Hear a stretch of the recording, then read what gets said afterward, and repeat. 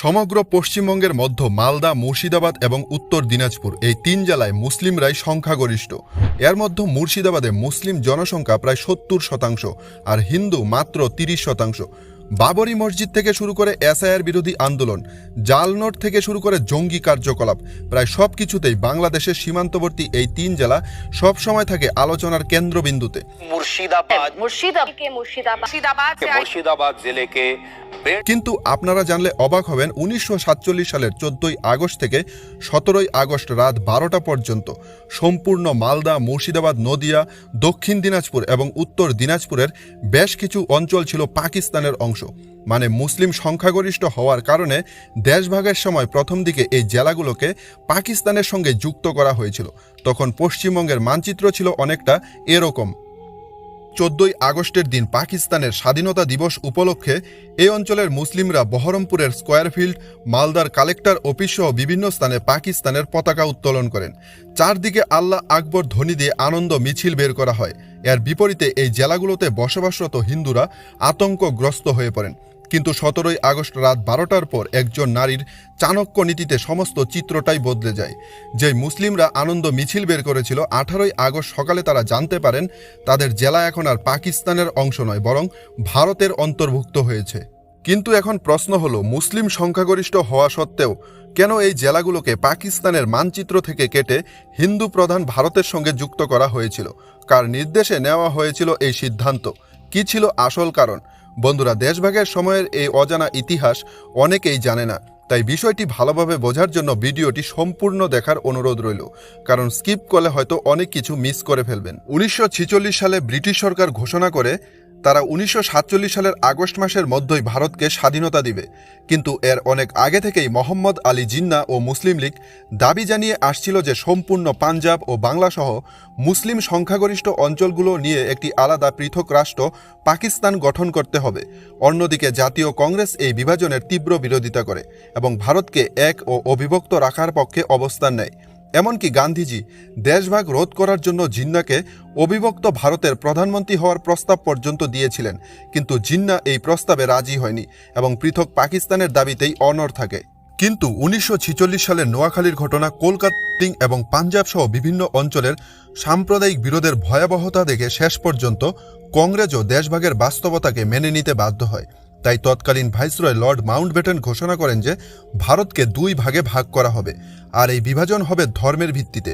অন্যদিকে ব্রিটিশ ভারতের অন্তর্ভুক্ত ৬৬২টি দেশীয় রাজ্যকে জানানো হয় যে তারা তাদের ইচ্ছা অনুযায়ী ভারত বা পাকিস্তানের সঙ্গে যুক্ত হতে পারবে, এমনকি চাইলে স্বাধীনও থাকতে পারবে।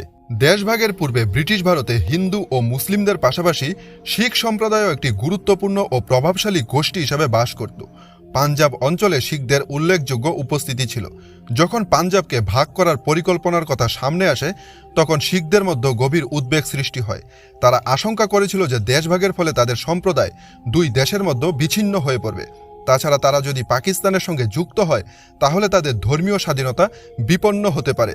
তাই শিখ নেতা মাস্টার তারা সিং সহ অনেকেই একটি আলাদা শিখ রাষ্ট্রের দাবি তোলে, কিন্তু কংগ্রেস ও মুসলিম লীগ কোনো দলই এই দাবিকে সমর্থন করেনি। অন্যদিকে যোগেন্দ্রনাথ মণ্ডল, হোসেন সোহরাওয়ার্দী এবং শরৎচন্দ্র বসু অবিভক্ত বাংলাকে একটি স্বাধীন ও সার্বভৌম রাষ্ট্র হিসেবে গড়ে তোলার প্রস্তাব দেন, কিন্তু হিন্দু মহাসভা ও জাতীয় কংগ্রেসের বিরোধিতায় এই চক্রান্ত বাস্তবায়িত হয়নি।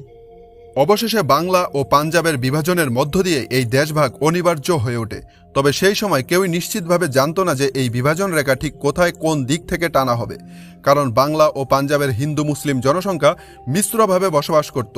উদাহরণস্বরূপ ১৯৪৭ সালে অবিভক্ত পাঞ্জাবের মুসলিম জনসংখ্যা ছিল প্রায় ৫৫ থেকে ৫৬%, আর অমুসলিম ছিল প্রায় ৪৪ থেকে ৪৫%। একই রকম অবিভক্ত বাংলায় মুসলিম জনসংখ্যা ছিল ৫৪ থেকে ৫৫%, আর হিন্দু জনসংখ্যা ছিল প্রায় ৪৫%-এর কাছাকাছি। অবশেষে ভারতভাগের সিদ্ধান্ত কার্যকর করার জন্য ব্রিটিশ সরকার এই বিশাল দায়িত্ব তুলে দিয়েছিলেন ব্রিটিশ আইনজীবী সিরিল র্যাডক্লিফের হাতে। কিন্তু আশ্চর্যের বিষয় হলো, তিনি এর আগে কখনোই ভারতে আসেননি এবং এই উপমহাদেশের ভাষা, সংস্কৃতি ও ধর্মীয় বাস্তবতা সম্পর্কে তার কোনো রকম অভিজ্ঞতাই ছিল না। তবুও তাকে মাত্র ৫ সপ্তাহের মধ্যেই ভারতভাগের সীমারেখা নির্ধারণের কাজ সম্পূর্ণ করার আদেশ দেওয়া হয়েছিল। র্যাডক্লিফ নিজেই মনে করেছিলেন যে এত বড় জটিল কাজের জন্য অন্তত ২ থেকে ৩ বছর সময় প্রয়োজন। তিনি আগেই আশঙ্কা করেছিলেন যে এই তাড়াহুড়ো করে নেওয়া সিদ্ধান্ত ভবিষ্যতে বহু সমস্যার জন্ম দিবে। তাই তিনি দ্রুত কাজ শেষ করার পর সমস্ত নথিপত্র ধ্বংস করে 17ই আগস্ট গোপনে ভারত ত্যাগ করেন। যাই হোক, র্যাডক্লিফের নেতৃত্বে দুটি পৃথক বাউন্ডারি কমিশন গঠন করা হয়েছিল, একটি পাঞ্জাব ও অন্যটি বাংলা বিভাজনের জন্য। বঙ্গ বাউন্ডারি কমিশনে তার সঙ্গে আরও 4 জন সদস্য যুক্ত ছিলেন। কংগ্রেসের পক্ষ থেকে ছিলেন বিচারপতি সিসি বিশ্বাস ও বিচারপতি বি.কে. মুখার্জি, আর মুসলিম লীগের পক্ষ থেকে ছিলেন বিচারপতি মোহাম্মদ আকরাম ও বিচারপতি এস.এ. রহমান। কিন্তু বেঙ্গল প্রেসিডেন্সিকে ভাগ করা ছিল অত্যন্ত কঠিন ও জটিল কাজ। পাঞ্জাবের ক্ষেত্রে যেখানে মাত্র 553 কিলোমিটার সীমারেখা টানা হয়েছিল, সেখানে বাংলার ক্ষেত্রে প্রায় 4096 কিলোমিটার দীর্ঘ সীমারেখা নির্ধারণ করতে হয়। কিন্তু এই কমিশন মাত্র 9 দিনের মধ্যেই এই বিশাল বেঙ্গল প্রেসিডেন্সিকে ভাগ করে ফেলে। প্রথম ধাপে 18 জুলাই থেকে 24 জুলাই এবং দ্বিতীয় ধাপে 4 আগস্ট থেকে 6 আগস্টের মধ্যেই। অল্প সময়ের মধ্যে নেওয়া এই সিদ্ধান্তগুলির উপর নির্ভর করেই নির্ধারিত হয়েছিল লক্ষ লক্ষ মানুষের ভবিষ্যৎ। এবার আসি ভিডিওর মূল আলোচনায়। মালদা, মুর্শিদাবাদ, দিনাজপুর এবং সম্পূর্ণ নদিয়া জেলা পাকিস্তানকে দিয়ে দেওয়ার পরেও কেন হঠাৎ করে এই সিদ্ধান্ত বদলে নেওয়া হয়? আসলে এই বিভাজনের মূল ভিত্তি ছিল 1941 সালের ধর্মীয় জনগণনার তথ্য। এর উপর নির্ভর করে র্যাডক্লিফ প্রতিটি জেলা উপজেলাকে ইউনিট রেখে এই বিভাজন রেখা টেনেছিলেন। যেসব অঞ্চলে মুসলিমরা সংখ্যাগরিষ্ঠ ছিল সেগুলোকে পাকিস্তানের অংশ হিসেবে ধরা হয়, আর যেসব অঞ্চলে হিন্দুরা সংখ্যাগরিষ্ঠ সেগুলো ভারতের অংশে পড়ে। সেই হিসেবে মালদা, মুর্শিদাবাদ, দিনাজপুর ও নদিয়া জেলায় মুসলিম জনসংখ্যা বেশি থাকায় এই জেলাগুলোকে পাকিস্তানের অন্তর্ভুক্ত করা হয়। আর 14ই আগস্ট পাকিস্তানের স্বাধীনতা দিবসের দিন যখন সবাই এই বিষয়ে জানতে পারে, তখন পরিস্থিতি অত্যন্ত উত্তপ্ত হয়ে ওঠে। এই জেলাগুলোতে বসবাসকারী হিন্দুদের চোখে মুখে তখন আতঙ্কের ছাপ। মালদার অবসরপ্রাপ্ত শিক্ষক তুষারক্রান্তি ঘোষ লিখেছেন, সেদিন মুসলিমরা আনন্দে মালদা জেলার কালেক্টর অফিসের ছাদে পাকিস্তানের পতাকা উত্তোলন করে। চারদিকে আল্লাহু আকবর ধ্বনি তুলে মিছিল বের হয়। পরিস্থিতি ক্রমশ উত্তপ্ত হয়ে ওঠে। সম্ভাব্য আক্রমণের ভয়ে হিন্দু পরিবারগুলো নিজেদের আত্মরক্ষার জন্য প্রস্তুতি নিতে শুরু করে। এমনকি হিন্দু সংগঠনগুলোর তরফ থেকে নারীদের ফুটন্ত গরম জল কাছে রাখার নির্দেশ দেওয়া হয়েছিল। অন্যদিকে মুর্শিদাবাদেও একই রকম চিত্র দেখা যায়।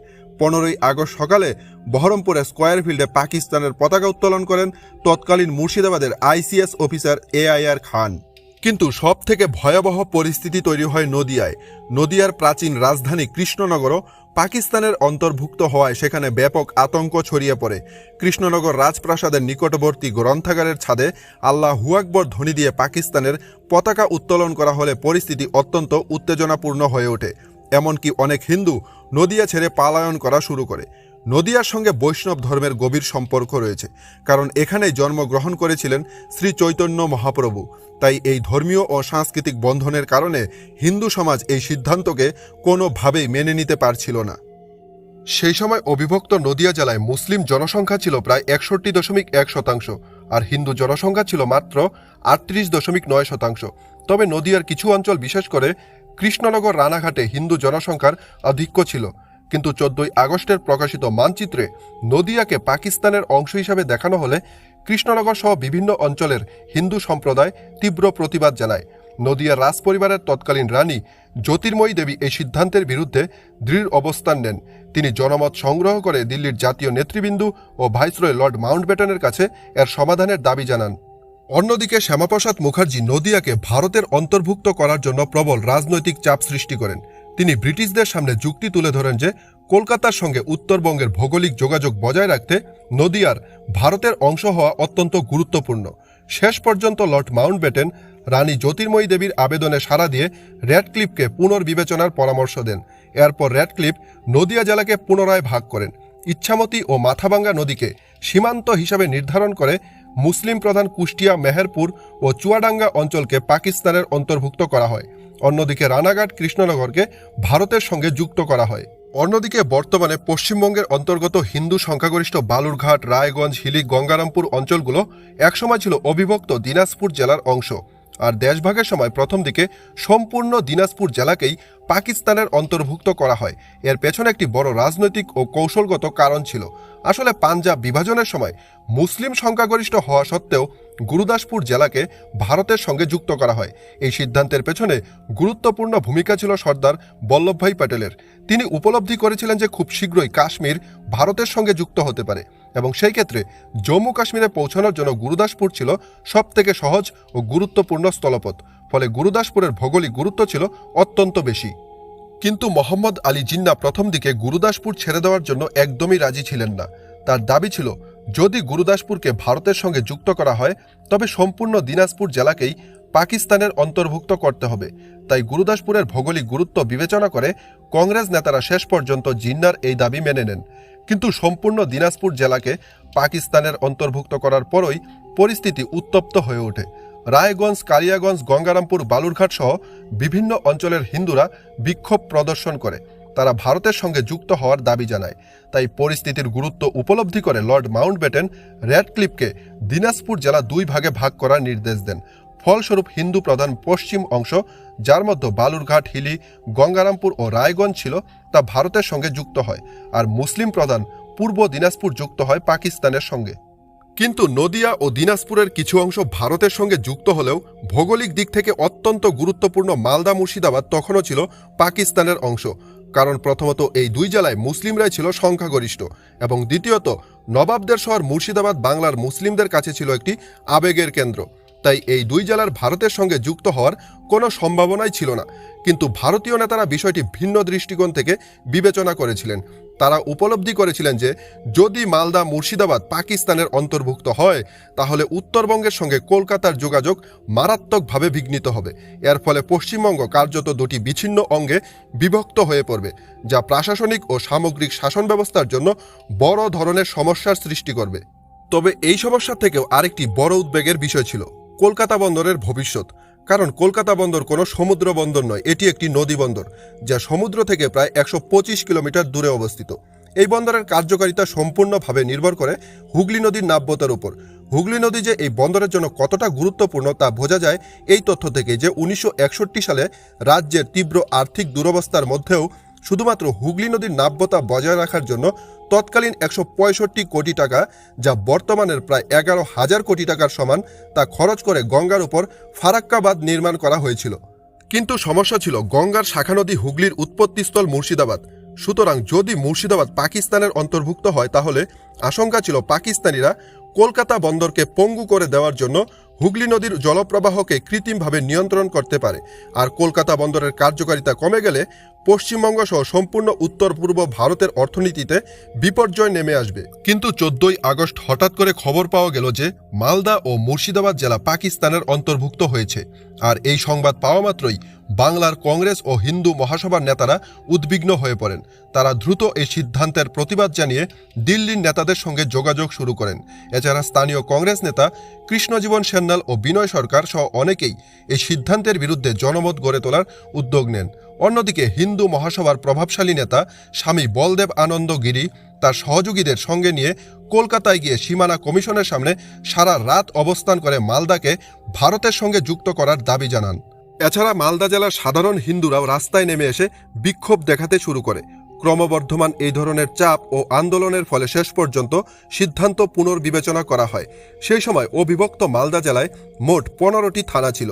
আর নতুন মানচিত্র অনুসারে এই 15টি থানার মধ্যে 10টি থানাকে ভারতের অন্তর্ভুক্ত করা হয় আর 5টি থানা চলে যায় পাকিস্তানের অংশে। 18ই আগস্ট সকালে মালদা জেলার কালেক্টর অফিসের সামনে বিপুল জনসমাগমের মধ্যে মালদার তৎকালীন জেলা ম্যাজিস্ট্রেট অশোক সেন কালেক্টর অফিসের ছাদে ভারতের জাতীয় পতাকা উত্তোলন করেন। অন্যদিকে তৎকালীন বাংলার চাণক্য নামে পরিচিত বিশিষ্ট কংগ্রেস নেতা অতুল্য ঘোষ মুর্শিদাবাদ জেলাকে ভারতের অন্তর্ভুক্ত করার জন্য তৎপর হয়ে ওঠেন।